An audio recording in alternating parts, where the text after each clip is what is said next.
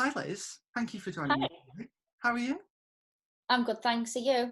I'm doing very well, thank you. Lockdown's treating us well with the nice sunshine, but it's quite boring every now and again, but we're getting through Mm. there. So tell our viewers, who are you and what do you do?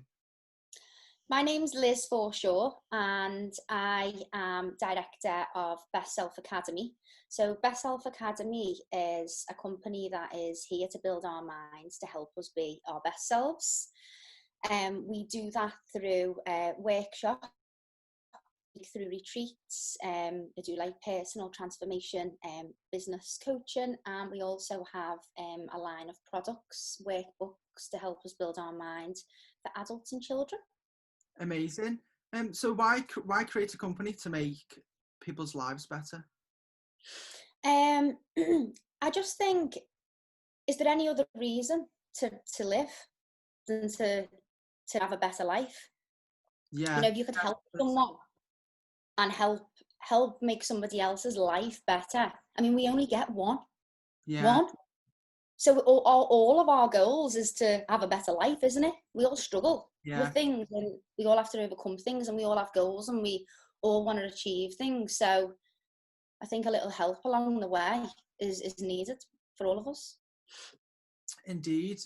So obviously we're going to be talking about mental health.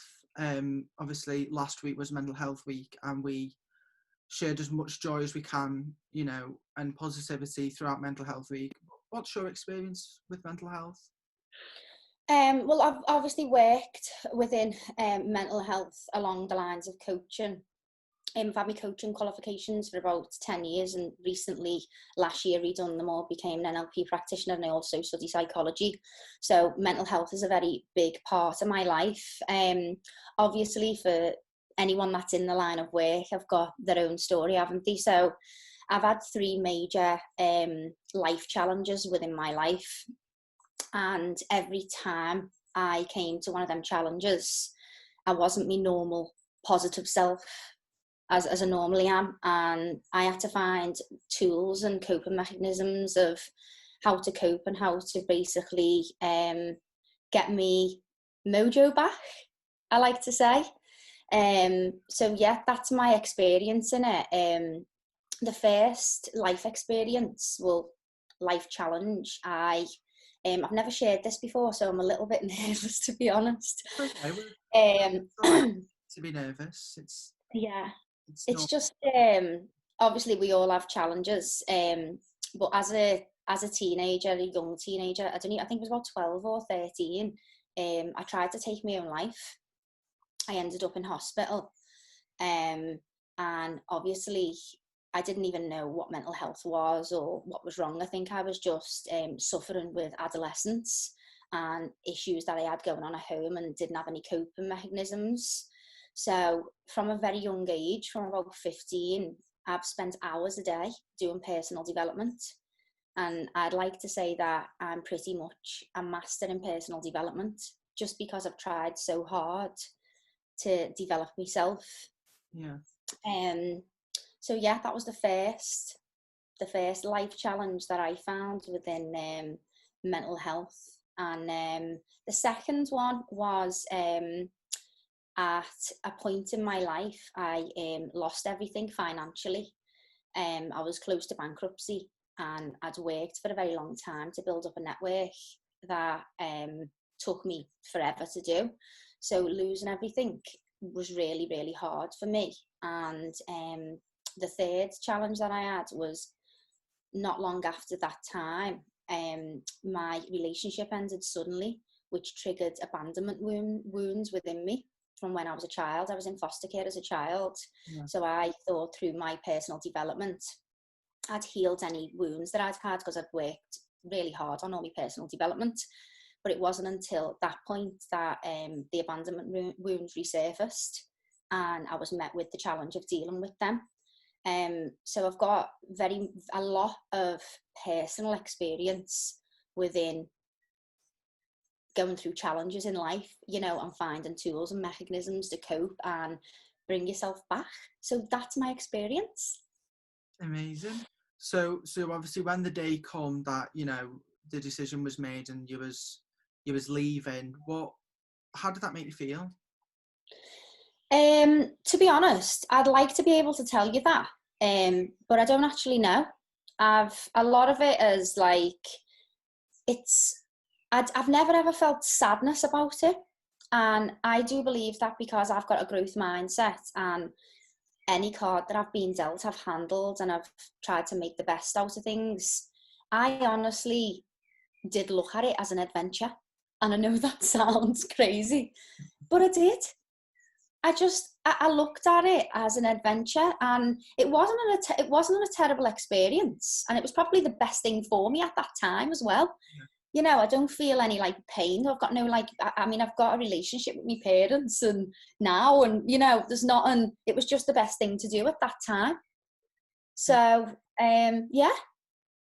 So when you tried to take your own life and you ended up in hospital, what kind of was going through your brain at that moment, where you was like, it needs to end?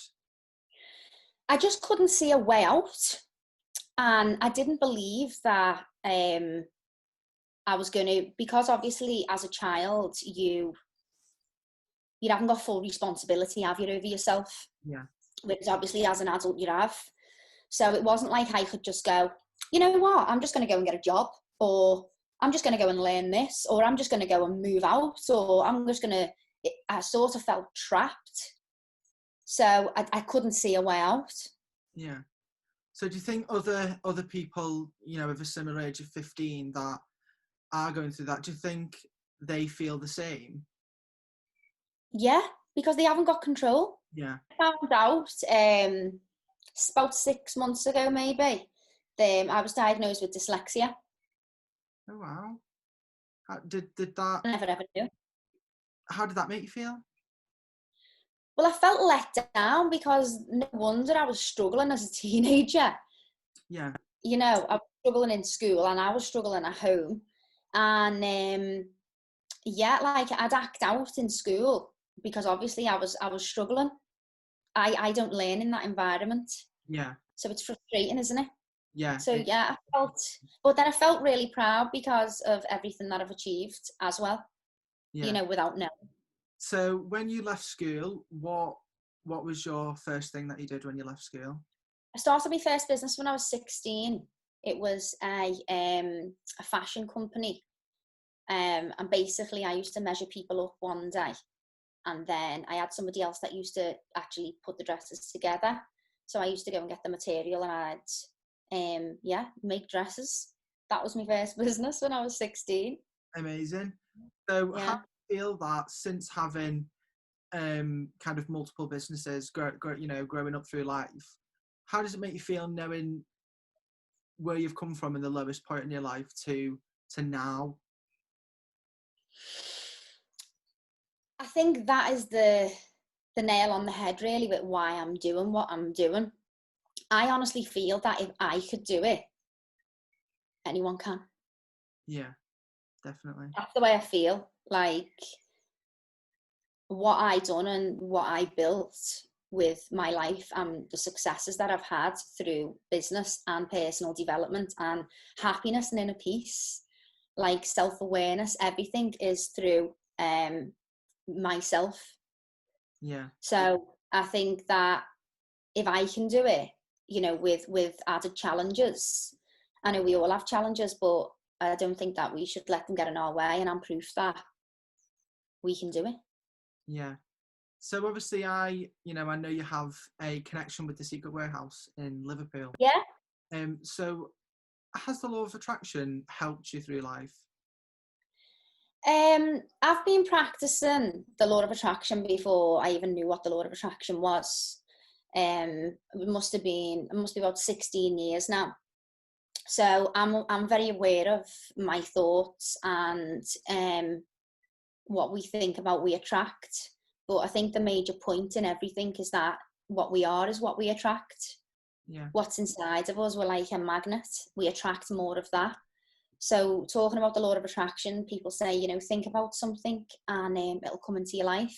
But you've got to feel like you already have that thing for it to come into your life. And the major thing is feel deserving of the thing, which is all to do with our subconscious mind.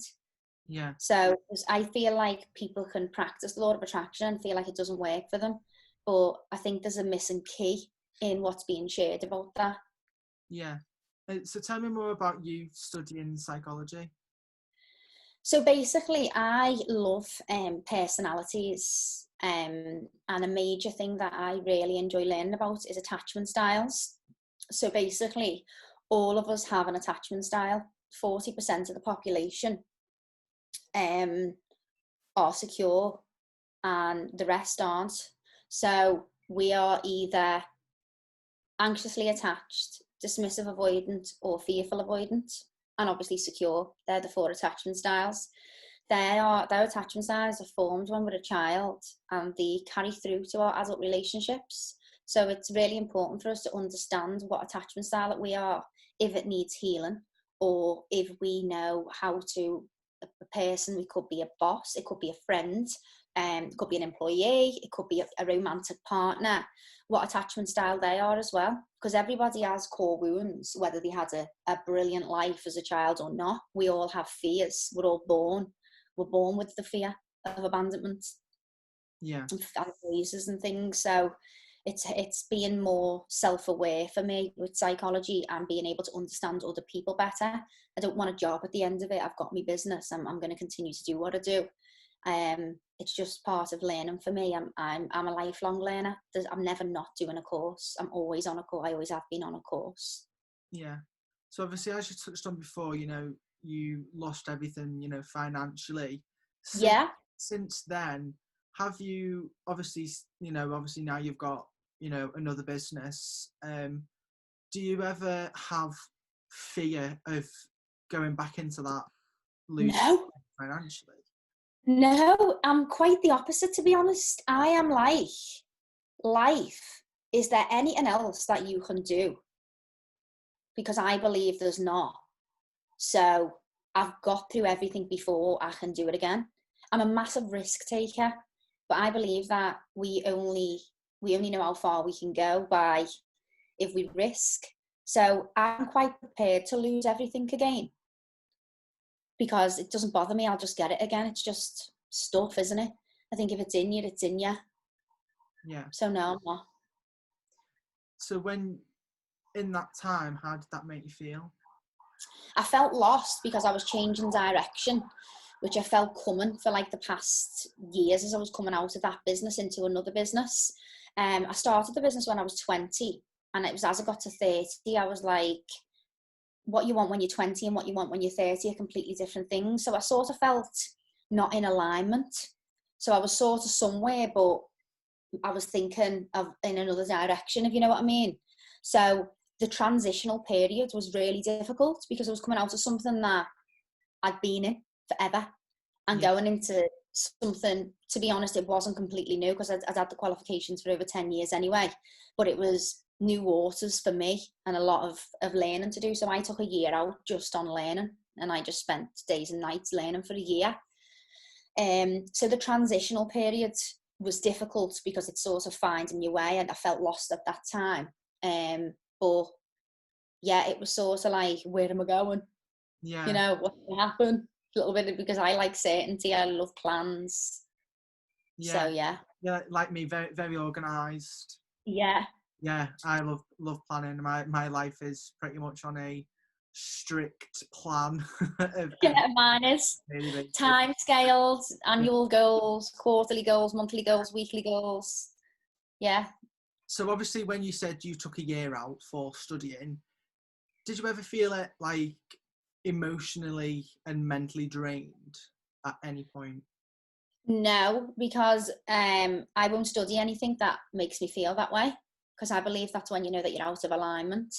Yeah. Anything that you do, you need to be enjoy what you're doing, otherwise you're not on the right path.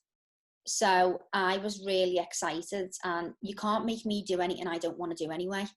I'm like a 2-year-old child. I'm just like, no. So like, I didn't feel that way.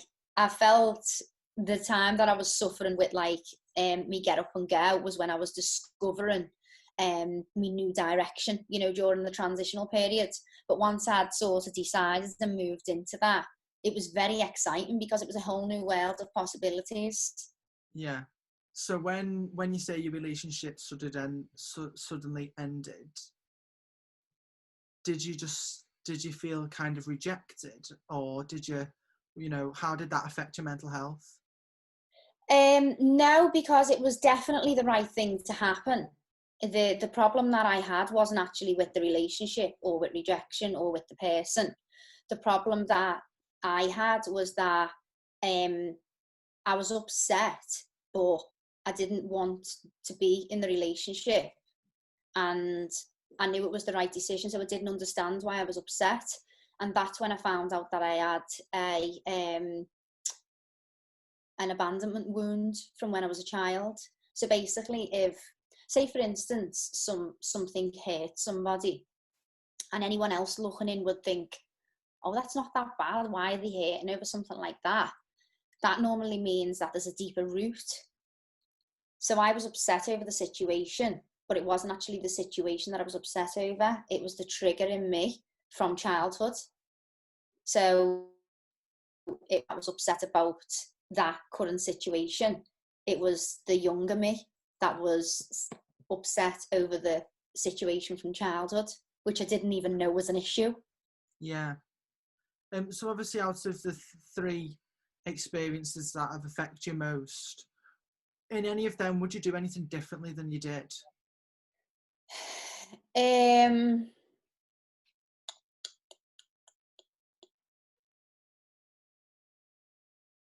No, Why is that? no, because the first one was when I was a child, and I went to a lot of art therapy and creative therapy after that. And obviously, there was nothing that I really could have done. It was in the hands of other people.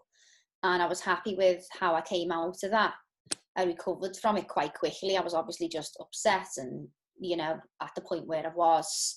I think I would say something different to myself, but I probably wouldn't have done anything. I believe the second and third time I was very knowledgeable within psychology and in personal development and understanding. So even though I struggled, I understood what to do. I had tools that I used and I knew what to do. The only thing that I would say is that to the youngest, the first of the issues, I'd probably say is everything's temporary. Yeah. That little sentence is just so powerful. Yeah. Like wherever you are, isn't it? It's Yeah. everything temporary. So that's probably what I would have continued to say. Yeah. What would you tell to people that are suffering behind closed doors? As in not telling anybody. Yeah. So obviously, a lot of people that I've spoken to, and has been on the show, have all said speaking out's the best thing to do. Rather than hiding it inside. So do you agree with that? Yes, but I also believe that it's an inside job, and there's a lot of tools. Obviously, you need to seek professional help depending on where you're at, and speaking out is the best thing to do, because you need to, you need to voice what you're going through, and you need the right help and direction of where to go.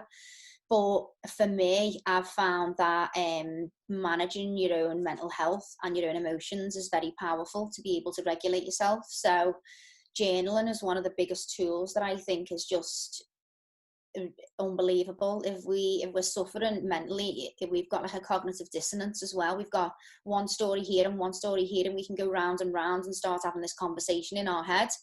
But if you sort of had the conversation on a piece of paper and you journal things and you get things out, you can come to resolutions as well yourself. Yeah. That's amazing. I think you have a lot of time for people and a lot of time for improving people's lives, which I think is quite amazing.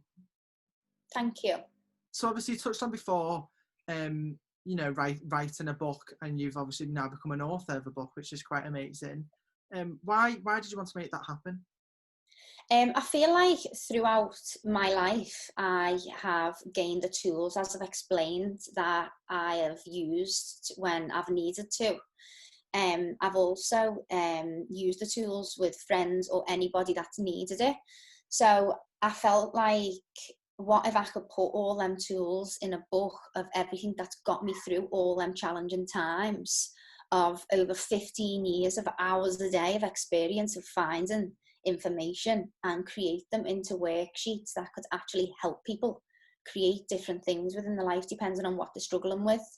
Yeah. So it's just like I can help more people because there's only one of me. Obviously I do personal coaching, and I do workshops with groups, but I mean the books now are being sold worldwide, so everybody's getting to use the tools, which is just, and there's one for children as well, which is amazing because it's emotional intelligence. And Yeah. if I had that when I was young, I probably wouldn't have done what I've done, you know. So then it's Where, just been.